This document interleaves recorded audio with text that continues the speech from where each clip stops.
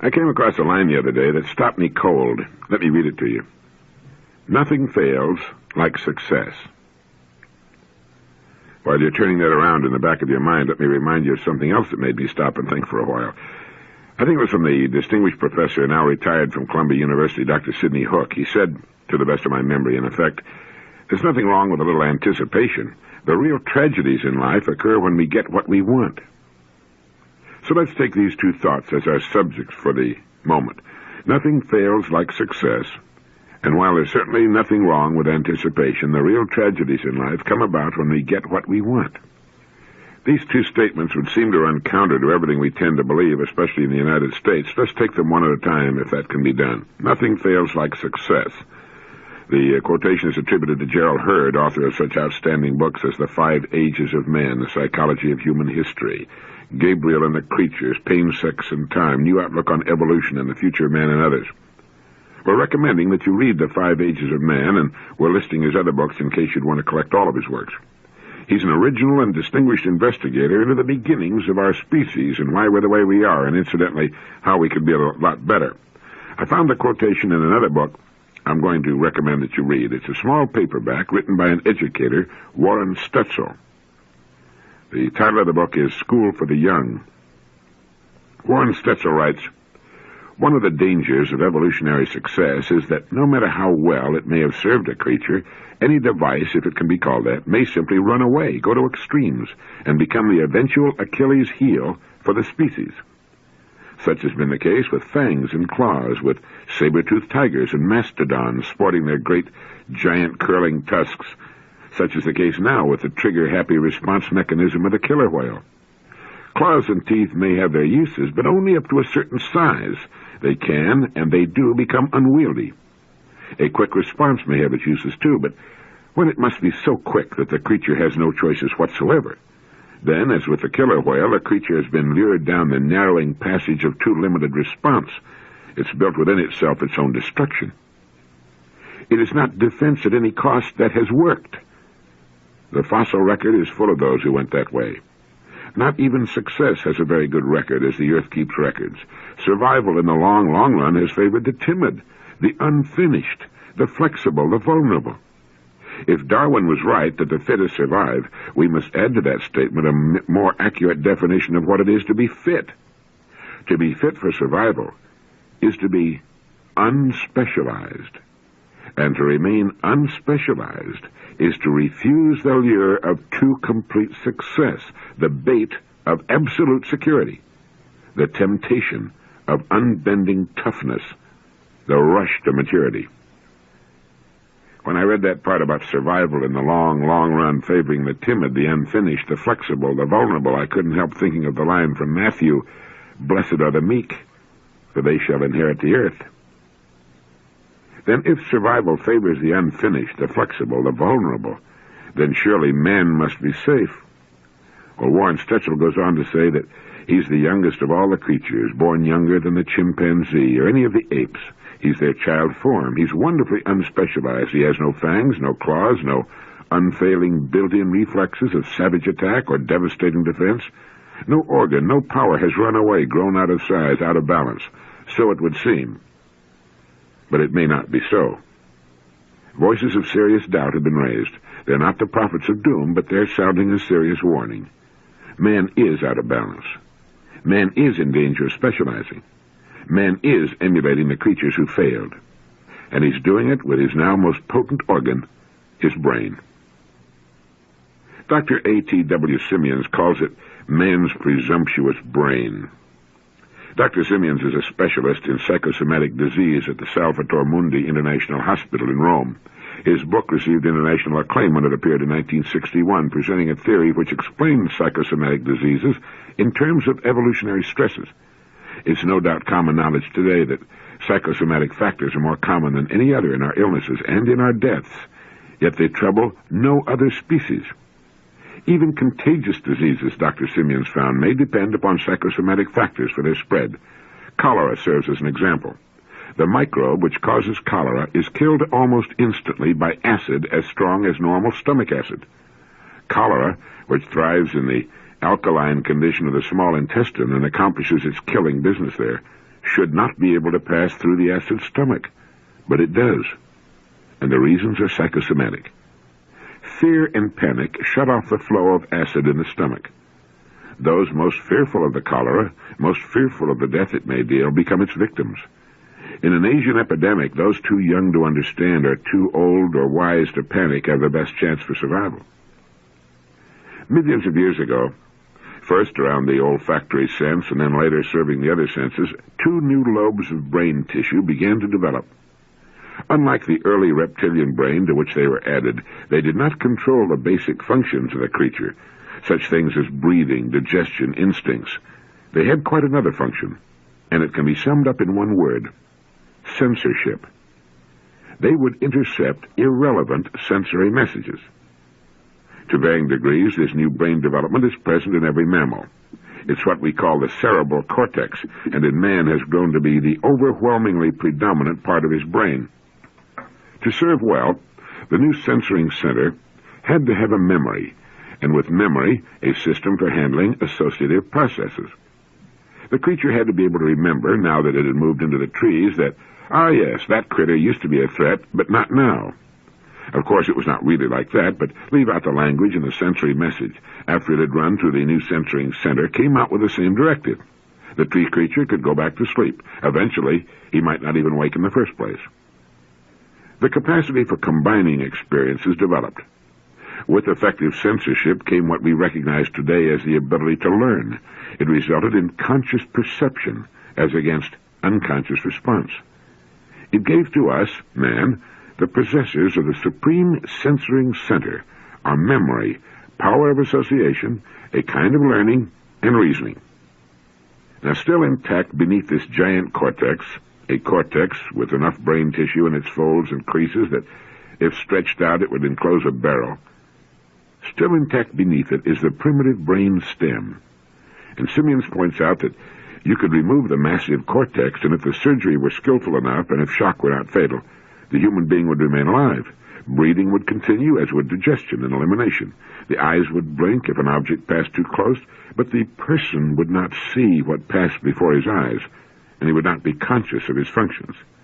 His skeletal muscles would move in response to heat or touch, but the person could not move them. If, however, you were to remove the much smaller brain stem, then, of course, death would be instantaneous. The most important of the divisions of the so-called primitive brain is the diencephalon. Now, how important it was for physical functions we may have had some notion in the past, but the real inquiry into the diencephalon is just now blooming. Dr. Gene Pfeiffer of the University of Kansas predicts that research concerning the diencephalon is likely to become the major brain research over the next 10 years. Why? It's because the diencephalon is the center for all regulatory adjustments.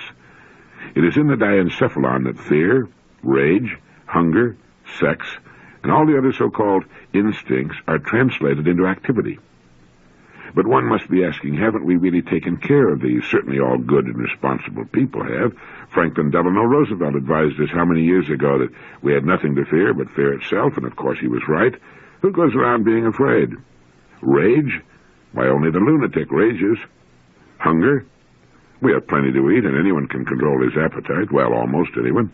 As for sex, it used to be a problem, of course, or it has just become one, depending on your age and point of view. So why raise all these old matters?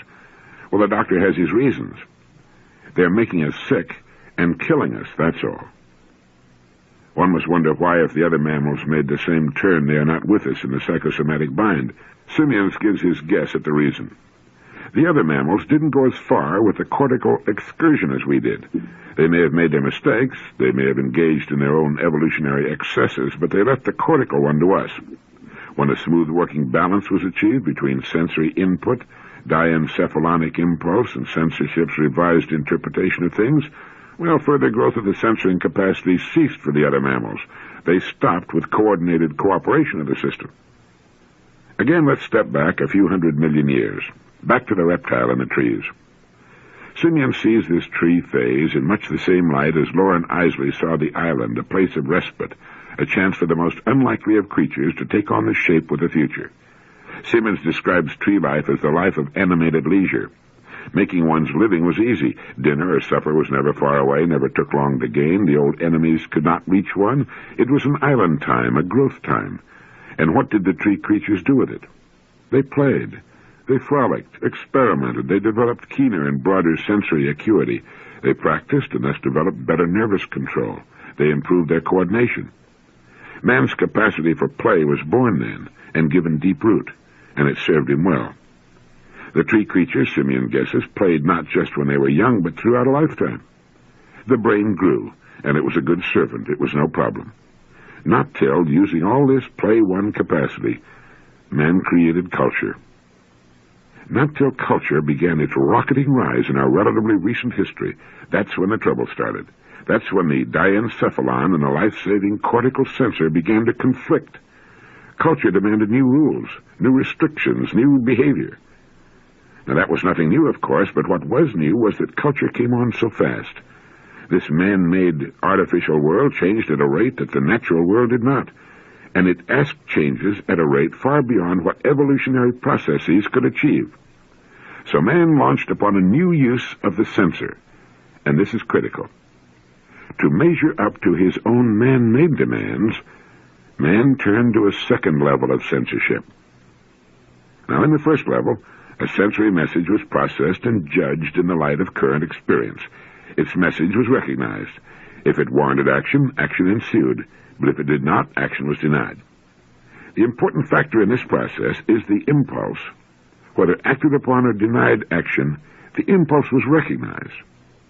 With the second level of censorship, the censor simply erased consciousness of the message. This became censorship of awareness.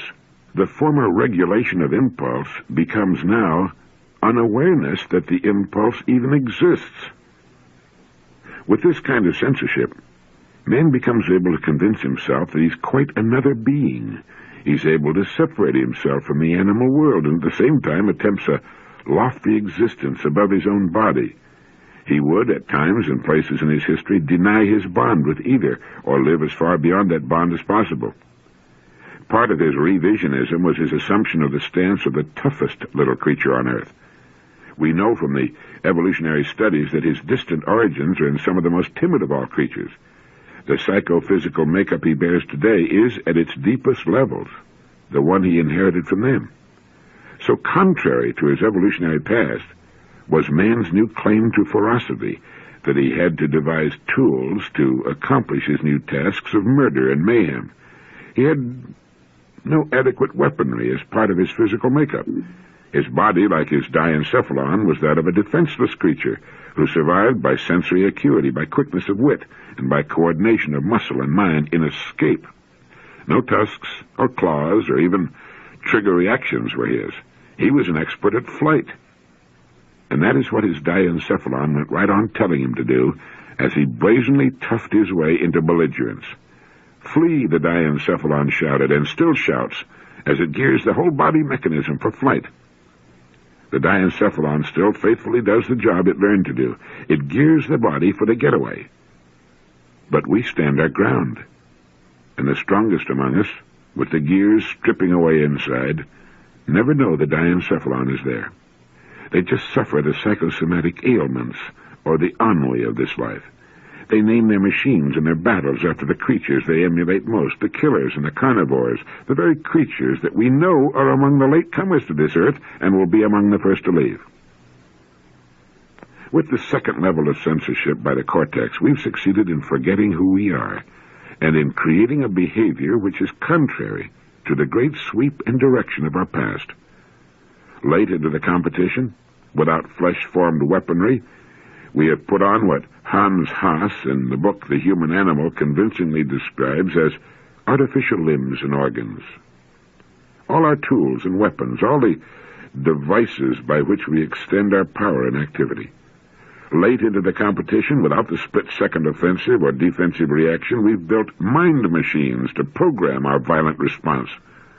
Our modern defense systems are the very epitome of killer whale mentality, and they have the same prospects for long-range viability for survival. Like the killer whale, the military machine today strikes where the electronic sensor reveals a twitch of life. It strikes with a vengeance. It does not see, and the men who run it do not feel. It is all automated, just like the killer whale. It's all so cool and right. But the diencephalon does not see it that way. The diencephalon cannot see it that way. The diencephalon never will be able to see it that way. And the diencephalon's revolt is underway. Because of the extreme success of our second level of censorship, which obliterates consciousness of inner needs and objections, the single greatest mystery to modern man is himself. So effective is his censorship that even when he wants to know and feel his own body, he cannot. The voice of his spirit fares no better than his silenced body. It can rarely get past the censor. But, Warren Stetzel writes, this is changing. We are beginning to understand that however one may dominate his total self with his own little dictatorship, his interior ego, cortical complex, this dictatorship is like all the rest. It sits upon a mounting and inevitable and irrepressible revolt. The cortical censoring capacity and tendency seems now to have reached a peak of development, a development that is so out of balance, so unmatched by other powers in us, that we find ourselves in as bad a crisis as man has ever faced. We live today in the time when the censor analyst in us takes everything apart. When left to its own devices, it opens and finds meaningless every bond, every decency, every value, every restraint. It exploits childhood and resents youth and dreads old age, and drives the final wedge between mind and body. Well, that was a long quote, but I couldn't find any way of shortening it and still maintain its meaning. I suggest you order a copy of the book School for the Young. It's a paperback from Mr. Stetzel. You'll find it listed in our recommended reading list, and that you let it stretch your mind the way it has mine. If we've become our own worst enemies, censoring out the best part of life, we want to know about it and to try to do something about it. We can perhaps find our island time again. Nothing fails like success carried too far into too narrow a specialization. It can make us grotesque, and it can kill us off. Now back to Professor Sidney Hook's comment that while a little anticipation is a good thing, the real tragedies in life come about when we get what we want. Like our first quotation, it's a generalization. Certainly achieving some of the things we've set our hearts upon brings us great happiness and fulfillment. Getting married to the person we love, watching a youngster graduate from school, buying the home we've dreamed of for so long, a raise in pay, these personal things like Christmas morning are wonderful. But what he had reference to, I believe, ties in with what Mr. Stetzel has to say in his book School for the Young. We thought an advanced technology would provide the answers to our dreams. It hasn't. We thought it would bring about more leisure and a kind of beautiful civilization. It hasn't.